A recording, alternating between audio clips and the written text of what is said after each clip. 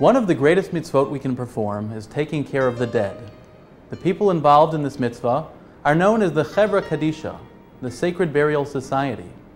Historically, in the European shtetl as well as in the Sephardic communities, the Chevra Kadisha was an elite club.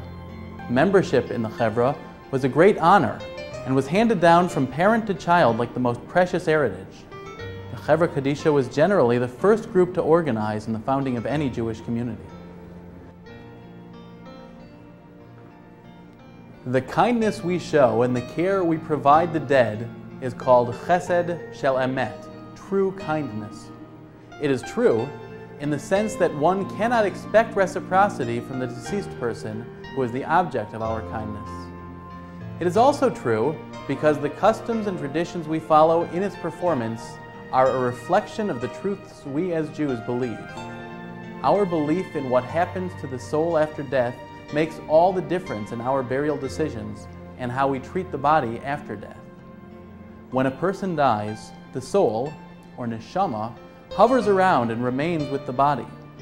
This neshama is the essence of the person, the consciousness and totality, the thoughts, deeds, knowledge, experiences, and relationships. The body was its container while it lasted, and the neshama, now on the way to the eternal world, refuses to leave until the body is buried. In effect, the totality of the person who died continues to exist for a while in the vicinity of the body. A Jewish funeral and the preparation for it is therefore most concerned with the feelings of the deceased, not only with the feelings of the mourners. How we treat the body and how we behave around the body must reflect how we would act around the very person himself at this crucial moment. This contradicts the oft-cited contemporary belief that funerals are for the living. In fact, we believe the dead are very much present at the preparation for burial and for the funeral itself. With this knowledge, we can understand many of our practices. The special care with which the body is treated in the process of washing and dressing, called the tahara, the prohibition against unnecessary talk in the presence of the body, the need for someone to stay with the remains until the funeral, called the shmirah, and the beautiful tradition of asking the deceased person for forgiveness if anything was lacking in the respect given. These are not merely ancient rituals, but the logical consequences of the Jewish perception of death and burial. Certainly, all of this transcends the issue of whether the deceased had been a practicing Jew or not.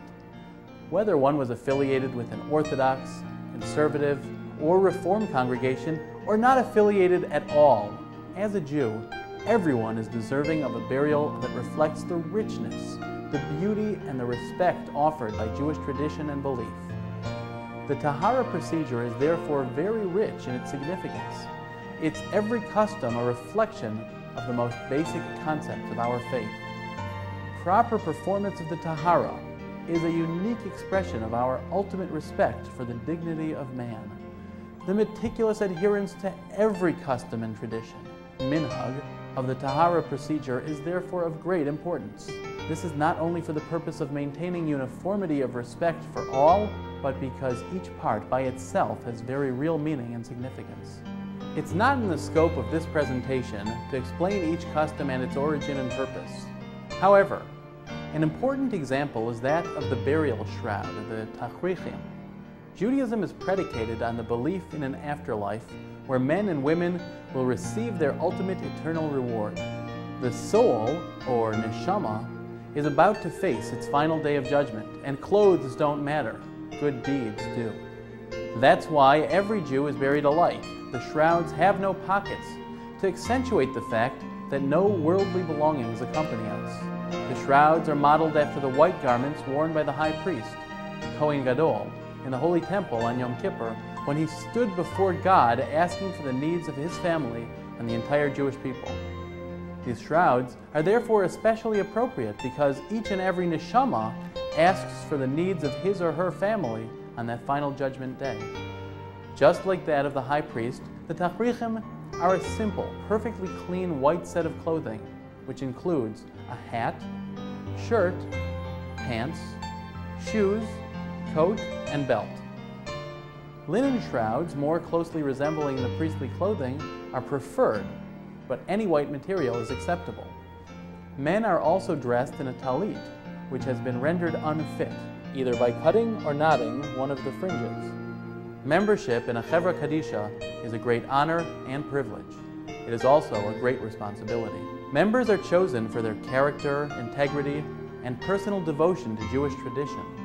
These men and women are on call 24 hours a day to perform tahara and shmirah and to ensure that the laws and traditions of Jewish burial are executed properly. Their greatest concern is the sensitive care, modesty, and dignity of the deceased. Men care for men, women care for women, Jew cares for fellow Jew. There is no better way to ensure the dignity of the body than to entrust its burial preparation to the Chevra Kadisha. Kavod Hamet, respect for the dead, requires efficiency and care in every aspect of the tahara. 4 people is the recommended size of the group. Every tahara should have a designated leader, a rosh, who will lead the group and make any necessary decisions. Before the tahara begins, the leader makes sure the necessary supplies and utensils are present, checks that the casket and shroud and talit for a man are present in the proper size, and the leader designates jobs to be done. The leader must check tags carefully to be sure of the identity of the body, and should make sure the casket being prepared is marked with the name of the deceased person. Members of the group wash their hands 3 times, alternating right and left, without a blessing, and they put on gloves and protective clothing as required by OSHA.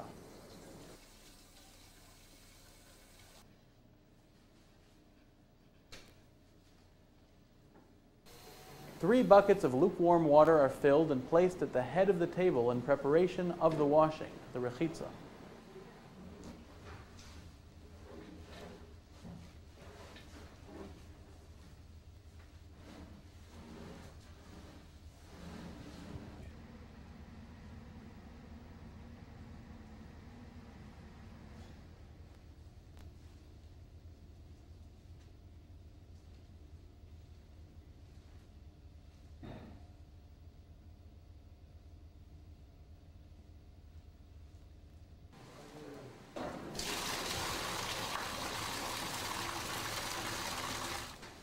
The body is placed on the table, is unwrapped and covered. The leader asks forgiveness, mechila, for anything that may be done during the tahara process, since everything done is for the honor of the deceased. All jewelry is removed and is returned to the family.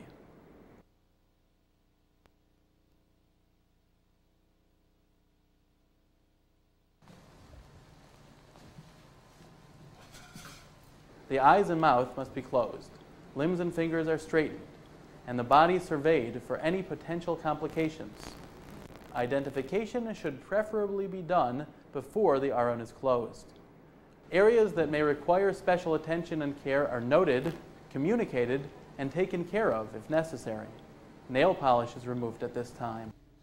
The first prayer is recited before the washing begins. The washing begins with the entire head. Care is given not to pour on the face directly, nor into any orifice. The pouring is backhanded.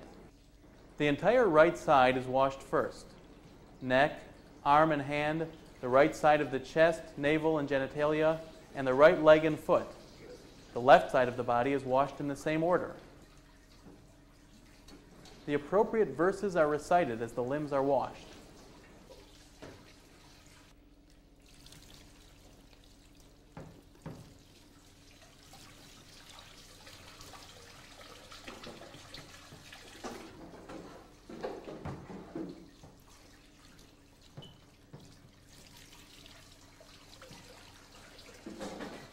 Fingernails and toenails are cleaned with a wooden implement, those on the right before those on the left, the hands always before the feet.